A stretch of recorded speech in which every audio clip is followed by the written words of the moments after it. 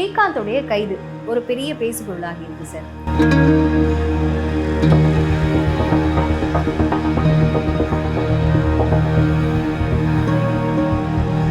சினிமாக்காரங்கன் வரும்போது அது பெருசாகுது.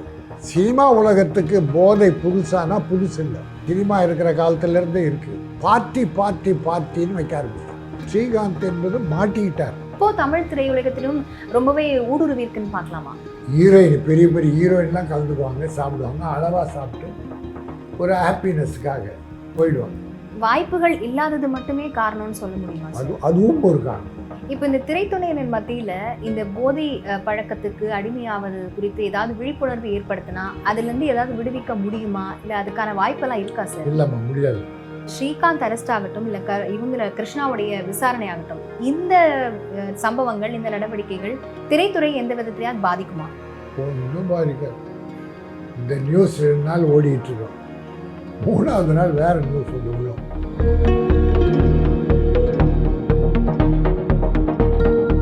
நியூஸ் 18 தமிழ்நாடு நேயர்களுக்கு வணக்கம். இப்போ திரைத்துறையில ஒரு முக்கியமான விஷயம் ஒரு பேசு பொருளாக இருக்கிறது. திரைத்துறையினர் மத்தியில போதைப் பொருள் பழக்கம் அதிகரித்திருக்கிறதா அப்படிங்கிற ஒரு கேள்வி எல்லாம் முன்வைக்கப்பட்டிருக்கிறது. இது எங்கு கொண்டு செல்ல போகிறது, இன்னும் திரைத்துறையில வேறு யாரும் சிக்குவார்களா அப்படிங்கிற பல கேள்விகள் முன்வைக்கப்பட்டிருக்குது. இது குறித்து தான் நம்ம இன்னைக்கு தயாரிப்பாளர் ராஜன் அவர்களிடம் பேசவிருக்கிறோம். வணக்கம் சார். வணக்கம். பாதகம் செய்பவரை கண்டால் நீ பயம் கொள்ளலாகாது பாப்பா, மோதி மிதித்து விடு பாப்பா, அவன் முகத்தில் உமிழ்ந்து விடு பாப்பா. மகாகவி பாரதியார். ரொம்ப நல்ல கவிதை சார். ஆக்சுவலி இப்போ திரைத்துறையில் நீங்கள் உங்களுக்கு எல்லா நியூஸ் பேப்பர் எல்லாம் பார்த்துருப்போம், செய்திகள் உடனுக்குடனாக வந்திருக்கோம். ஸ்ரீகாந்தோடைய கைது ஒரு பெரிய பேசுபொருளாகி இருக்கு சார். இது வழக்கமாகவே நீங்கள் 40 வருடம் அனுபவம் கொண்டவர், இத்தனை ஆண்டுகள் A to Z திரைத்துறையில் எல்லாமே பார்த்துருப்பீங்க. இந்த கைதை நீங்கள் எப்படி சார் பார்க்குறீங்க? ஒன்றும் இல்லை, இது திரைத்துறையில் மட்டுமல்ல, இந்த சமுதாயத்தில், தமிழ்நாட்டில், தென்னாட்டில், இந்தியாவில், உலகத்தில் பரவி கிடக்குது. ஆனால் சினிமாக்காரங்கன் வரும்போது அது பெருசாகுது. சினிமா ஏன்னா ஏற்கனவே அவங்க விளம்பரத்தில் எல்லார் மனசில் ஊடுருவி இருக்காங்க. பல பேர் நல்லவங்களாம் நடித்து, பல பேர் வில்லன் நடித்து, எப்படியோ ஆடியன்ஸ் மனசில் உள்ளே இருக்காங்க. இப்படி நல்லவங்க நடித்தவங்க இப்படி ஒரு கெட்ட செயலில் ஈடுபட்டாங்கன்னு வரும்போது நம்ம ஊடகங்கள் அதை பெருசுப்படுத்துகிறாங்க. சிலர் உண்மையாக வெளியிடுறாங்க, எல்லாரும் பெருசுப்படுத்துகிறாங்க, பூதாகரமாக்குறாங்கல்ல. சிலர் உண்மையை எழுதுகிறாங்க, நிறைய ஊடகங்கள் உண்மையை எழுதுகிறாங்க. அவங்களுக்கெல்லாம் என்னுடைய வாழ்த்துக்கள், பாராட்டுக்கள். இப்போ சினிமாவில் ஸ்ரீகாந்த் மாட்டியிருக்கார். சினிமா உலகத்துக்கு போதை புதுசானா புதுசு இல்லை. நீண்ட நெடுங்காலம் சினிமா இருக்கிற காலத்திலேருந்தே இருக்குது. அப்போல்லாம் என்னென்னா, அவங்கவுங்க வீட்டில் அவங்களுக்கு தேவையான அளவு காலையிலேருந்து நடிக்கிறாங்க. அது களைப்போ ஏதோ ஒன்று நினச்சி ஒரு 2 பெக்கு தனியாக வீட்டில் போட்டு தூங்கிடுவாங்க. இது அடுத்தவங்களுக்கும் தெரியாது, மற்றவங்களுக்கு தெரியாது. இப்போ என்ன ஆயிடுச்சுன்னா, பார்ட்டி பார்ட்டி பார்ட்டின்னு வைக்க ஆரம்பிச்சிட்டாங்க. பர்த்டே பார்ட்டி, சக்ஸஸ் பார்ட்டி, என்ன நிறைய பார்ட்டி. அந்த பார்ட்டிகள் பூரா போதைப் பொருள் வழங்கப்படுகிறது. முன்னாலெல்லாம் பிராண்டி, பீர், சிலர் பீர் மட்டும் குடிப்பாங்க, பிராந்தி எல்லாம் சிலர், ரொம்ப சிலர், ஒரு 5%. 95% லேடி ஆர்டிஸ்ட் நிறைய பேர் குடிக்கிறாங்க. பர்த்டே பார்ட்டின்னு கூப்பிட்டு எல்லாரும் குடிக்கிறாங்க. அதனால் ஸ்ரீகாந்த் என்பது மாட்டிக்கிட்டார். ஸ்ரீகாந்த் எனக்கு நல்லா ரொம்ப தெரிஞ்ச தம்பி. ரோஜா கூட்டத்துக்கு அப்புறம் என் கூட பழகினார். நல்லா இப்போ கூட ஒரு 3 months பேக் அவருடைய ஒரு படம் ஆடியோ ஃபங்க்ஷன், அதில் கலந்துக்கிட்டான். அப்போ அந்த தம்பியை நான் வாழ்த்தினேன். நல்லா நீட்டாக இருந்தார். நான் சொன்னேன், தம்பி எதிர்காலம் உனக்கு இருக்குது, இடையில் ரொம்ப கஷ்டப்பட்டேன் அப்படின்னு வாழ்த்தினேன். ஆனால் அவர் புதுசாக வந்து நடிக்கிற வரைக்கும் ஒன்றும் பிரச்சனை இல்லை, நடிக்கிறது போகிறது. கல்யாணத்துக்கு அப்புறம் அவர் குடும்ப பிரச்சனை அதிகமாகிடுச்சு. அது எல்லாருக்கும் தெரியும். டைவர்ஸ் லெவலுக்கு போனாங்க. ஒரிசாக்கு அப்புறம் டைவர்ஸ் சேர்ந்தேன்னு சொன்னாங்க, அப்புறம் இல்லைன்றாங்க, குழந்தைகள் இருக்குன்றாங்க. இப்போது கூடிய நண்பர்கள் பிரசாத்துன்னு ஒருத்தன், அவர் ஏதோ ஒரு படம் எடுத்தார், அவர் 10 லட்சம் பாக்கி, 10 லட்சத்துக்கு பதிலாக ஒரு போதைப் பொருள் கொடுக்குறாரு. சரி, அவர் கொடுக்குறாரு, நீ வாங்கலாமா? சரி, இது எங்கேருந்து அவனுக்கு வந்ததுன்னா ஜான் அப்படிங்கிற அவன் தமிழ்நாட்டில் இருந்தான். அங்கேருந்து போதைப் பொருள் வர வச்சு அவன் இந்த மாதிரி வியாபாரம் பண்ணிகிட்ருக்கான். காலேஜ் ஸ்டூடெண்ட்ஸ்லேருந்து காலேஜ் கேர்ள்ஸ் அடிமையாக இருக்காங்களே, எவ்வளோ கேர்ள்ஸ். எனக்கெல்லாம் அவ்வளோ கஷ்டமாக இருக்குது, நாடு எங்கே போயிட்டுருக்கு. அதனால் சினிமா உலகத்தில் இன்றைக்கே இது புதுசு இல்லை, ஆனால் இப்போவும் சினிமாவில் பார்ட்டிக்கு வருவாங்க சிலர், பிராண்டி அல்லது விஸ்கி ஃபாரின் இதை மட்டும் அளவாக சாப்பிட்டு போயிடுவாங்க. அது ஒரு கொஞ்சம் பேர் தான். சொன்ன மாதிரி இந்த கல்லூரி மாணவர்களுக்கு மத்தியில் இந்த போதைப்பொருள் பழக்கம் அப்படிங்கிறது அதிகரிக்குது, ரொம்பவே வருந்தத்தக்க ஒரு விஷயம்தான். ஆனால் இந்த திரைத்துறையில் நீங்கள் சொன்ன மாதிரி பார்ட்டிஸ் அரேஞ்ச் பண்ணி இந்த கொக்கைன் பார்ட்டிஸ் அப்படியெல்லாம் அரேஞ்ச் பண்ணுறாங்க இல்லையா, அதிகமாகிடுச்சு. இது வந்து பாலிவுட் கலாச்சாரத்தில் அதிகமாக இருந்தது, முன்னாடி கேள்விப்பட்டிருக்கோம். இது இப்போ தமிழ் திரையுலகத்திலும் ரொம்பவே ஊடுருவி இருக்குன்னு பார்க்கலாமா? இப்போ 2-3 வருஷமாக, இதுக்கு முன்னால் இல்லைன்னு எல்லா பார்ட்டிலையும் உண்டு. ஹீரோயின், பெரிய பெரிய ஹீரோயின்லாம் கலந்துக்குவாங்க, சாப்பிடுவாங்க, அளவாக சாப்பிட்டு ஒரு ஹாப்பினஸ்ஸுக்காக போயிடுவாங்க. அது அப்படின்னா பிறகு அது அதிகமாகிடுச்சு, அதிகமாக குடி போதை ஏறுற அளவுக்கு குடிக்க ஆரம்பிச்சிட்டாங்க. இதில் பிரச்சனை என்னென்னா, இப்போது பிஸியாக இருக்கிற ஆர்டிஸ்ட் ஹாப்பியாக இருப்பான், வேலை இருக்குது, சந்தோஷம், நைட்டில் கொஞ்சம் சாப்பிட்டுட்டு படுத்துட்டு மறுநாள் ஷூட்டிங் போகணும். இந்த மாதிரி ஆர்டிஸ்ட்டுக்கு படம் இல்லாத போது ஒரீஸ் ஆகிடும், வேலை இல்லாத போது ஒரீஸானா அவனுக்கு துணை யாருன்னா இந்த மது தான். அப்போது பகல்லேருந்து குடிக்க ஆரம்பிக்கிறான். இதை நான் சொல்கிறது ஒரு 40-50%, மீதியெல்லாம் நைட்டில் சாப்பிட்றாங்க. ஒரு 5% இருக்கலாம் கொஞ்சம் ஒழுக்கமானவங்க. லாரன்ஸ் ஒரு தெய்வ பக்தியோட இந்த போதை எந்த கெட்ட பேரும் அவன் மேலே வராது. பெரிய ஹீரோஸ்லாம் சாப்பிட்றாங்க, அவங்க வீட்டோட பார்ட்டிக்கெல்லாம் வர மாட்டாங்க. அது அவங்க இஷ்டம், அதை ஒன்றும் சொல்ல முடியாது. இந்த மாதிரி சின்ன நடிகர்கள் இப்போ 5 படம் 10 படம் ஹீரோ நடிச்சுட்டு அப்புறம் வேலை இல்லாமல் போயிடுச்சுன்னா இந்த டீம் ஒன்று சேருது. வாய்ப்புகள் இல்லாதது மட்டுமே காரணம்னு சொல்ல முடியுமா? அதுவும் ஒரு காரணம். வாய்ப்பு நல்லா வரும்போதே குடிக்கிறாங்க, வாய்ப்பு வேலை இருக்கும்போது இரவில் குடிக்கிறாங்க, வேலை இல்லாத போது அப்போவே கொஞ்சம் ஓவர் ஆகிடுறாங்க. வேலை ஒர்க்கு வந்துருச்சு நடிக்கிறாங்கன்னா அப்போ தொட மாட்டாங்க, முடிஞ்ச உடனே குடிக்கிறாங்க.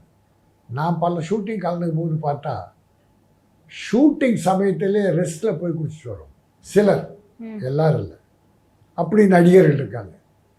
நான் நம்ம ஊர் மாரியம்மான்னு ஒரு படம் எடுத்தேன். அதில் ஒரு லேடி, நான் யாரெல்லாம் சொல்லக்கூடாது, தப்பு இது, மத்தியானம் வீட்டுக்கு சாப்பிட போவாங்க, சிட்டியில் இருந்தால் வரும்போது மத்தியானம் வீட்டில் சாப்பிட்டுட்டு அப்படி பழக்கம் போயிட்டாங்க. அது ஒரு நாள் நான் கண்டித்த பிறகு என் ஷூட்டிங்கில் குடிக்கிறது இல்லை, ஆனால் மற்ற ஷூட்டிங்கெல்லாம் குடிச்சதா கேள்விப்பட்டேன். இப்படி லேடிஸே ஏதோ ஒரு காரணத்தால் ஏதோ ஒரு பாதிப்பால் இதுக்கு அடிக்ட் ஆகிடுறாங்க. அதனால் சினிமா உலகம் என்பது இன்றைக்கி எல்லாருக்கும் தெரிஞ்ச காரணத்தால் சின்ன விஷயம் கூட பெருசாகுது. சினிமாவை தாண்டிட்டா பல லட்ச குடும்பங்கள் இன்றைக்கி அழிஞ்சிக்கிட்டு இருக்கு போதையால். அதில் இப்போ கொக்கைன்னு ஒன்று, பிராண்டி கவர்மெண்ட் வச்சுருக்க பிராண்டி வேறு, விஸ்கி வேறு. இந்த கொக்கைன்னு ஒரு போதை அதிகம் தர பொருள் வந்து உடம்பை கெடுக்கிறது, மனசை கெடுக்கிறது, குடும்பத்தை கெடுக்கிறது, அது இப்போ அதிகமாகிடுச்சு. அதில் ஸ்ரீகாந்த், கிருஷ்ணான்னு ஒன்று. இப்போ இவங்களை விசாரிக்க போக அது எங்கெங்கே போகுமோ தெரியல. நீங்கள் சொன்னது மாதிரி சார், இந்த கேஸ்லேயே பார்த்தோம்னா ஸ்ரீகாந்த் வந்து ஒத்துக்கிட்டாரு, ஆமாம் நான் வந்து பயன்படுத்தினேன் அப்படின்னு ஒத்துக்கிட்டாரு. அவங்க வீட்டில இருந்தும் போதைப் பொருளை வந்து அவர் ஒரு படம் எடுத்தார், ஓன் பிக்சர். ஓகே. அவருக்கு ஹீரோ வாய்ப்பு கிடைக்காத போது அவர் நம்ம ஒரு படம் எடுப்போன்னு எடுத்து அந்த படத்தை ரிலீஸ் பண்ண முடியாமல் ரொம்ப கஷ்டப்பட்டார். பிறகு கடை வாங்கி பண்ணிட்டார். அந்த ஒரீஸ் அவரை பெருசாகிடுது, ஃபேமிலி ஒரீஸ் பெருசாகிடுச்சு. அதுக்கு பிறகு தான் இந்த மாதிரி அது அடிக்ட் ஆகிட்டு. இது இந்த மாதிரியான சூழ்நிலையில இருக்கிற திரைத்துறையினர் வந்து மனநல ஆலோசகர்கள் அப்படி யாரையாவது வந்து அணுகலாம் இல்லையா சார்? இது மட்டுமே தீர்வா இருக்க முடியுமா? திரைத்துறையில் யாருக்கு போய் மனநல, ஒருத்தர் மனசு விட்டே பேசிக்க மாட்டான். பார்ட்டியில் நல்லா இருக்கும்போது பார்ட்டியில் கலந்துக்கிறது வேற, நைட்டில் டெய்லி சந்திப்பான்.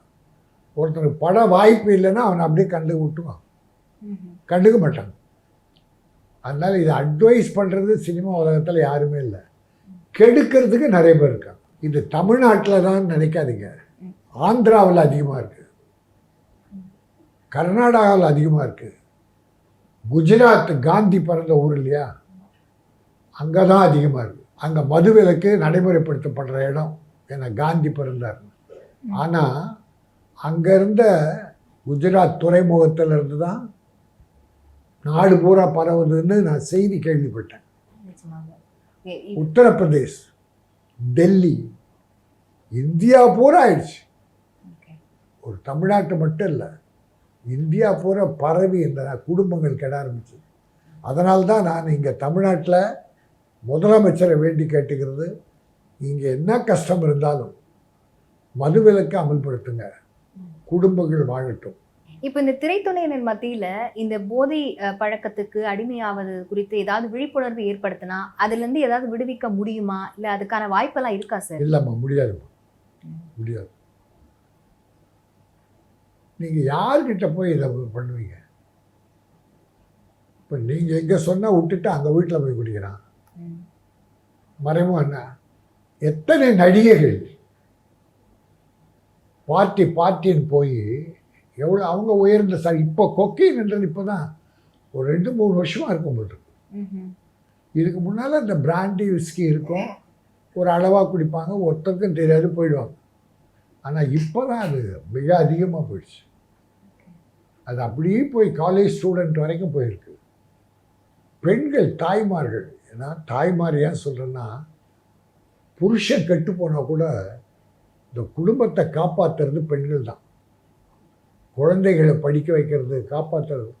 புருஷன் குடிக்காரனாக இருப்பான், வருவாய் பூரா குடிக்க போயிடும். நான் இந்த அம்மா வேலை பார்த்து இந்த குழந்தைகளை காப்பாற்றும், படிக்க வைக்கும். அது நம்ம தமிழ்நாட்டில் தாய்மார்கள் தான் தெய்வமாக இருந்து குழந்தைகளை காப்பாற்றுறாங்க. தனிப்பட்ட வாழ்க்கையில் குடிக்கிறாங்கன்றது ஏதோ இப்படிப்பட்ட செய்தி வரும்போது பரவுது. இப்போ சினிமாவில் காட்சிகளில் எல்லாமே குடிக்க ஆரம்பிச்சிட்டாங்கல்ல. ஹீரோ குடிக்கிறான், ஹீரோயினி குடிக்கிறான். ஹீரோ குடிக்கிறது வழக்கம், ஹீரோயினி குடிக்கிறது ரேர். ஆனால் இப்போ ஒரு தெலுங்கு படம் பார்த்தேன், காதலி பார்ட்டி கூப்பிட்றான், ஹீரோ வர்றான், வந்த உடனே பாட்டில் எடுத்து வச்சு குடின்றான். அவன் வேணாங்கிறான். நீ எல்லாம் ஒரு மனுஷனா, என்னட்ட குடிக்கிறது எடுத்து ஊற்றி அவள் குடிச்சிட்டு இவன் குடித்து காட்டி அவனை குடிக்க வைக்கிறான் ஹீரோயின். ஆனால் இந்த திரைப்படங்கள் எல்லாமே தணிக்கை குழுக்கு போய் தானே சார் வருது? தணிக்கை அலோவ் பண்ணுற. நான் தெலுங்கு படம் நிறைய பார்த்து, தமிழில் கூட வந்துடுச்சு, தெலுங்கில் மட்டும் இல்லை, ஹிந்தியில் நிறைய இருக்குது. ஹிந்தி படம் பார்த்தா ஹீரோயின்கள் பார்ட்டியில் குடிக்கிறது சகஜமாக போச்சு. அப்போது நீங்கள் ஹீரோயினே மக்கள் ஃபாலோ பண்ணுறான். அவன் நல்லது பண்ணுறான், இவன் நல்லது பண்ணணும்னு நினைக்கிறான். அவன் குடித்தா இவனும் குடிக்கணும்னு நினைக்கிறான். அவன் குடும்பத்தை கெடுத்தா இவனும் குடும்பத்தை கெடுக்கிறான். அது மட்டும் இல்லை, படங்களில் இப்போ அராஜகம் அதிகமாகிடுச்சு. எழுத்துக்கெல்லாம் வெட்டு குத்து அந்த கதைகள் தான், வயலன்ஸ் அதிகமாகிடுச்சு. இப்போ நாட்டில் கொலைகள் அதனால தான் அதிகமாகுது. அப்புறம் குடி வந்துடுச்சா, குடி ஏற்றவுடனே புத்தி கெட்டு போகுதா. சினிமா பார்க்குறான்னா, நம்ம தலைவர் வெட்டாடுறா, நீயே வெட்டுறா. இந்த கருத்துக்கு சார், ஆனால் ஃபிலிம் கிரியேட்டர்ஸ்ட்டை கேட்டால் சமுதாயத்தில் நடக்கிறதுனா நாங்கள் காட்டுறோம் அப்படிங்கிறாங்கல்ல. நான் அப்படி தான் நான் தான் சொல்லிட்டு இருந்தேன், சமுதாயம் நடக்கிறதானு நான் காட்டுறோம். 1-2 நடந்தது காட்டணும். இப்போ சினிமா பூரா கொள்ளையாயிடுச்சே. இப்போ நீங்கள் அஜித் படம் எடுத்துங்க, விஜய் படம் லியோவிலேருந்து, ரஜினி சார் அடித்த தர்பார்லேருந்து, அதில் என்ன கதை? அதெல்லாம் எல்லாமே வயலன்ஸ் சம்மந்தப்பட்ட, வெட்டு குத்து கொலை கொள்ளை, தலையை வெட்டி எடுக்கிறது. எப்படி இந்த மக்கள் திருந்துவாங்க? அது ஒரு போதை. இன்னொரு போதை இந்த ரம்மி ஆட்டம். அதில் எவ்வளோ இளைஞர்கள் இருந்தோம். இந்த போதையை பேசுகிறோமே, அந்த போதை. இதுக்கெல்லாம் மத்திய அரசு ஒரு தடை கொண்டு வரணும். இப்ப தணிக்கை குழு பத்தி பேசணும் சார். திரைப்படங்களுக்கு தணிக்கை குழு அப்படிங்கிறது இருக்கு.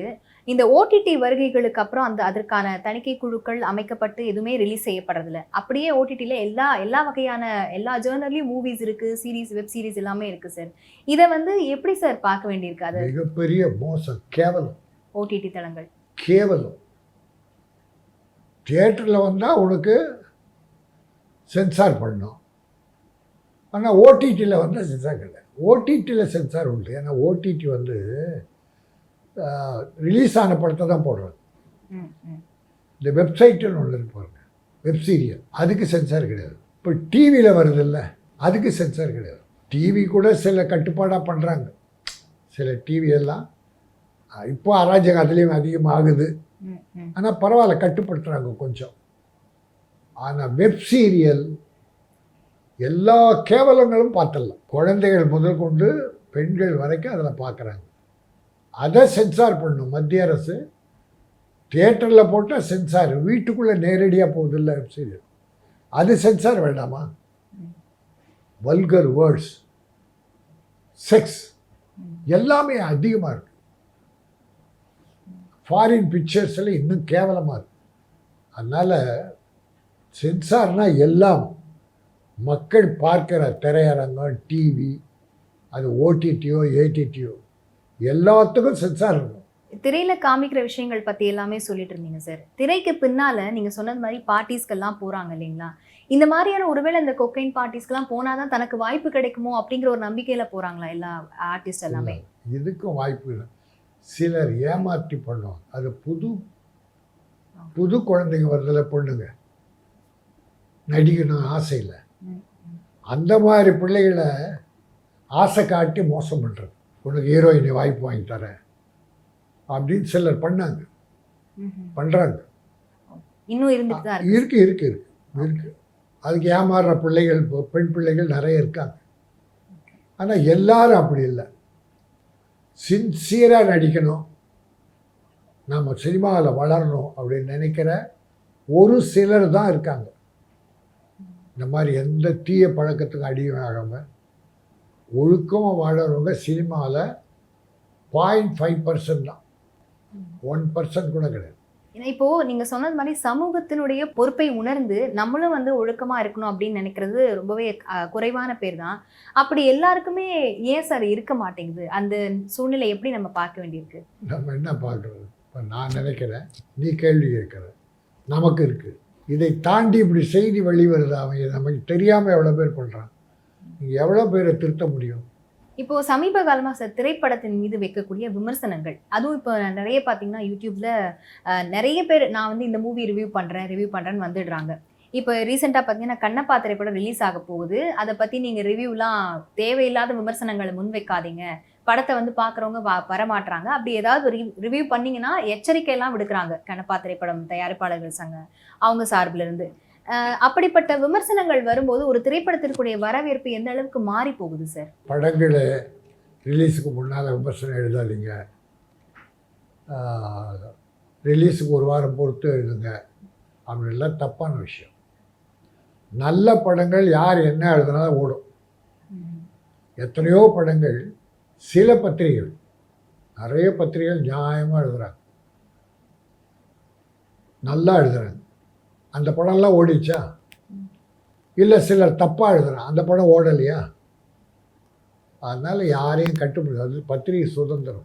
படம் பார்க்க நாங்கள் தான் கூப்பிட்றோம், ரிவ்யூ எழுதுங்க, அப்போ தான் மக்கள்கிட்ட போய் சேருன்னு தான் கூப்பிட்றோம். இப்போ நீ எழுதாதன்னா, ஒரு வாரம் பொறுத்து எழுதுன்னா 3 நாள்லேயே படம் போயிடுது. ரிலீஸ் ஆன 2வது நாள் காணாமல் போதுமா? அது யார் பொறுப்பு? அதனால் பத்திரிகை சுதந்திரம். படம் நல்லா இருந்தால், தப்பாக எழுதுனா கூட மக்களுக்கு பிடிச்சிச்சா, இது மவுத்து டாக்குன்னு ஒன்று. ஒரு 50 பேர் முதல் ஷோவுக்கு போகிறாங்க வச்சுங்க, அந்த 50 பேர் படம் பார்த்து இன்டர்வெல்லே மச்சான் பிரமாதமாக இருக்கிற படம் பார்க்கலாம்டா ஒரு முறை அப்படின்ட்டானா அடுத்த ஷோவுக்கு 200 பேர் போடுறாங்க. இது மவுத் பப்ளிசிட்டி. இப்போ நல்ல படைப்பு அப்படிங்கிறது மக்களை கண்டிப்பாக இப்போ ஓடி இருக்கு. இந்த 2-3 வருஷமாக பார்த்தா சின்ன படங்கள் பெரிய படமாகிடுச்சு, சில பெரிய படங்கள் சின்ன படமாகிடுச்சு. இப்போது ஒரு 2-3 மாதத்தில் சூர்யா நடித்த படம் ரெட்ரோவா என்னாச்சு? அது எவ்வளோ விளம்பரம் எதிர்பார்த்த அளவுக்கு. இன்னும் சில ஹீரோஸ் படம்லாம் போயிடுச்சு. சூரி படித்த படம் ஒரு 3 படம் சக்ஸஸ்ஃபுல்லாக போகும். அது மட்டும் இல்லை, இன்னும் சில நல்ல சின்ன படங்கள்லாம் ஓடிடும். இப்போ இந்த ஒரு 5 மாதத்தில் ஒரு சின்ன படங்கள் 5 படம் ஓடிருக்கு. இப்போ என்ன யார் எழுதி ஓடிச்சு? அதனால் எழுத்து சுதந்திரத்தை யாரும் கெடுக்கக்கூடாது. அவங்க ஆனால் அவங்கள நான் என்ன கேட்பேன், பத்திரிக்காரங்களை கொஞ்சம் மனசாட்சியோடு எழுதுங்க. நல்லதாக எழுதுங்க, குறைய எழுதுங்க, கொஞ்சமாக எழுதுங்க. ஏன்னா கோடிக்கணக்காக போட்டு ப்ரொடியூசர் ரிலீஸ் பண்ணுற படம் அவங்க கெட்டு போகக்கூடாது. நம்முடைய எழுத்தால் அவங்க கெட்டு போகக்கூடாது. அதுக்காக குறை எழுதாமல் இருக்க முடியாது, எழுதணும். கொஞ்சமாக குறை எழுதுங்க, நிறையவே நல்லா எழுதுங்க என்பது வேண்டுகோளாக வச்சுக்கிறேன். இப்போ பத்திரிகைகளில் ரிவ்யூஸ் வரதை பற்றி பார்த்தோம் சார். இப்போ சமீப காலமாகவே ப்ரொமோஷன்ஸ் நிகழ்ச்சிகள் நிறைய பண்ணுறாங்க. எல்லா திரைப்படம் ஆல்மோஸ்ட் பெரிய பட்ஜெட் திரைப்படமானாலும் சரி, சிறிய பட்ஜெட் திரைப்படமானாலும் சரி, ப்ரொமோஷன்ஸ், அதுவும் முக்கியமாக இந்த இன்ஸ்டாகிராம் மூலமாக வந்து பயங்கரமான ப்ரொமோஷன்ஸ் பண்ணுறாங்க. இந்த இன்ஃப்ளூயன்சர்ஸ்ன்னு சொல்லிட்டு அவங்கள வச்சுலாம் ப்ரொமோஷன் பண்ணுறாங்க. அதை நம்ம எப்படி சார் பார்க்கலாம்? ஒரு திரைப்படமாகட்டும், ஒரு பாட்டாகட்டும், அதை பிரபலமடைய செய்யறதுக்காக இந்த இன்ஸ்டாகிராம் இன்ஃப்ளூயன்சர்ஸை வந்து நிறைய ரீச் பண்ணுறாங்க. அதை எப்படி சார் பார்க்கலாம்? அதெல்லாம் ஒன்றும் உருப்படாது. படத்தில் கண்டென்ட் இருந்து, நல்ல கதை இருந்து, அதை நல்ல மாதிரியாக எடுத்து மக்கள் விரும்புகிற அளவுக்கு நம்ம கொடுத்தோம்னா மக்கள் உள்ளே வர்றான். ஒன்றும் இல்லாத படத்தை இன்ஸ்டாகிராமும் சரி, எந்த கிராம்லேயும் என்ன எழுதினாலும் நடக்காது. எவ்வளோ பெரிய படமாக இருந்தாலும் சரி. ரஜினி சாருடைய அண்ணாத்த படம் எவ்வளோ பப்ளிசிட்டி வந்திருக்கு. படம் எந்த அளவுக்கு சுமாராக தான் போச்சு. ஏன்னா கதை பழைய கதைன்ட்டான், சீரியல் மாதிரி இருக்குன்ட்டான். அப்போ எவ்வளோ பப்ளிசிட்டி வந்தது. அதனால் நீங்கள் நல்லா கண்டென்ட் இருந்து கதையை அழகாக சொல்லியிருந்தீங்கன்னா மக்கள் வரவேற்பார்கள். உள்ளே ஒன்றும் இல்லாமல் நீங்கள் என்ன பூஸ்ட் பண்ணாலும் ஜனங்க உள்ளே வர மாட்டாங்க. இப்போ குபேரான்னு ஒரு படம் ரொம்ப சுமாராக இருக்குன்ற தனுஷுடைய திரைப்படம் அதானே, ரொம்ப சுமாராக இருக்காங்க. என்ன பத்திரிகை நல்லா தான் எழுதியிருக்காங்க, பெருசாக தான் எழுதுகிறாங்க. ஆடியன்ஸ் வரலையே உள்ள. மக்களுக்கு பிடிக்கணும், மக்களுக்கு பிடிக்கணும். அதான் சொன்னேன், முதல்ல ஒரு 100 பேர் படம் பார்த்து அவன் போய் படம் நல்ல படம்பான்னு சொன்னால் உள்ளே வரான். இதுக்கு பத்திரிகையில் ஒரு உதவியாக இருக்கும். ஸ்ரீகாந்த் அரெஸ்ட் ஆகட்டும், இல்லை இவங்கள கிருஷ்ணாவுடைய விசாரணை ஆகட்டும், இந்த சம்பவங்கள், இந்த நடவடிக்கைகள் திரைத்துறை எந்த விதத்திலையாவது பாதிக்குமா? ஒன்றும் பாதிக்காது. இந்த நியூஸ் 2 நாள் ஓடிட்டு இருக்கோம், 3ஆவது நாள் வேறு நியூஸ் வந்து விழும், பிறகு இது பழசாயிடும். ஆனால் இதோட லிங்க் எங்கேயோ போகுதும், நிறைய திரைத்துறையினர் பிடிபடுவாங்கன்னு பார்க்கலாம். ஏன்னா இது நிறைய 2-3 வருஷம் ஓவர் ஆயிடுச்சு. பார்ட்டின்னு கொக்கைன் பார்ட்டின்னு வச்சு இதை அதிகப்படுத்திட்டாங்க. அதனால் இது விசாரணை கொஞ்சம் விரிவாக தான் போகும். ஆனால் இதை விட ஒரு செய்தி வந்ததுன்னா இது அடிபட்டு போயிடும். அதனால் இதனுடைய வேல்யூ இன்னும் 2-3 நாளைக்கு தான். ஃபிலிம் இண்டஸ்ட்ரி ஃபெடரேஷன்லேருந்து ஏதாவது பண்ண முடியுமா சார் இந்த விஷயத்துக்கு? இண்டஸ்ட்ரி அவங்கவுங்களே கஷ்டப்பட்டுட்டு இருக்காங்க, ஒன்றும் பண்ண முடியாது. பண்ணியிருக்கணுங்க. நடிகர் சங்கம் அவங்க ஒரு டீம் அமைச்சு நடிகர்கள் எப்படி யாராவது பாதிக்கப்பட்டிருந்தா, குடிப்பழ ஆளாக இருந்தால் அவங்க ஒரு குழு போட்டு கூப்பிட்டு விசாரித்து, ஒரு டாக்டர் குழு போட்டு கவுன்சிலிங் மாதிரி பண்ணலாம். நடிகர் சங்கத்தில் பண்ணலாம். அது இந்த கட்டிட வேலை முடிஞ்சதுன்னா அவங்க அதை பற்றி யோசிப்பாங்க. ஏன்னா சில நடிகைகளுக்கு வெளியே இருந்து துன்பம் வரும்போதே அதே கவனிக்கலை. இது கட்டிட வேலை அவங்களுக்கு பெருசாக இருக்குது, அது முடிச்சுடுவாங்க. நல்ல மாதிரியாக வந்துக்கிட்டு இருக்கு. இன்னும் ஒரு 6 மாதத்தில் முடிச்சிட்டாங்கன்னா இதை பற்றியெல்லாம் அவங்க யோசிப்பாங்க. ஏன்னா நடிகர் சங்கத்துக்கு தான் அந்த பவர் உண்டு. நடிகர்களை காப்பாற்றுறது நடிகர் சங்கத்தின் பொறுப்பு. நடிகர் சங்கம் மனசு நம்ம அப்ரோச் பண்ணோம். ஓகே, நீங்கள் நடிகர் சங்கத்தை எனக்கு உதவி பண்ணுங்க அப்படின்னு அப்ரோச் பண்ணால் தானே பண்ணுவாங்க. ஏன்னா அங்கேயே 1000 பிரச்சனை இருக்குது. அதனால் நம்ம வேண்டுகோள் விட்டால் பண்ணுவாங்கன்னு நினைக்கிறேன், பண்ணணும். ஹேராம் படத்துல வந்து உங்களுக்கு வந்து கமல் சார் வந்து உங்களுக்கும் அவருக்கும் ஒரு மனசுதாபம் ஏற்பட்டதா சொல்லியிருந்தீங்க. என்ன சம்பவம் அப்படின்னு நினைவு கூற முடியுமா சார்? அவர் ஏராம்னு ஒரு படம் எடுக்கிறார். நான் அந்த சமயத்தில் திருட்டு விசிடி கேபிள் டிவியில் அதிகமாக போட்டுகிட்டே இருப்போம்.